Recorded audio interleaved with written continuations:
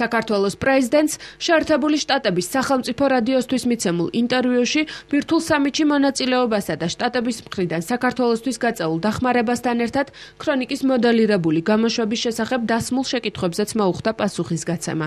მიხეილ სააკაშვილი ბირთვული საკითხებისადმი მიძღვნილ სამიტში მონაწილეობას იმით ხსნის, რომ საქართველოს საზღვართანაც არაერთხელ გამოჩენილა მსგავსი საშიშროება, მაგრამ შეერთებული შტატების აქტიური დახმარებით ქვეყანას სიტუაციას აკონტროლებს.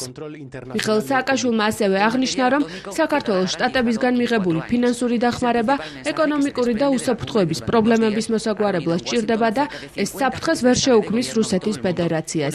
ინტერვიუს ბოლოს ჟურნალისტმა საქართველოს პრეზიდენტს დაუსვა შეკითხვა, იცოდა თუ არა მან წინასწარ ტელეკომპანია იმედის მოდელირებული გამოშვების შესახებ. ამის შესახებ ყველა მიცოდა, რადგან ტელეკომპანია გადაცემას რეკლამირებას მთელი კვირის განმავლობაში უკეთებდა. გიჟი უნდა ყოფილიყავი, რომ ის გაშვებაზე თანხმობა მიმეცა. გადაცემაში მთავარი რაც ხდება ის არის, რომ ქართული ჯარი ღალატს ჩადის და მე მკლავი.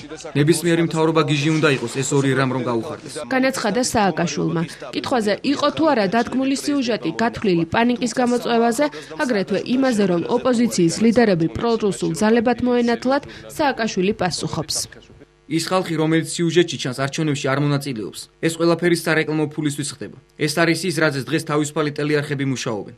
იყო გამომწვევი, ზოგჯერ ზედმეტად გამომწვევი. იყო აღმაშფოთებელი, ზოგჯერ ძალიან აღმაშფოთებელი. ჩვენ ასე ცხოვრებასთან შეგუება გვიწევს. დასძინა სააკაშვილმა.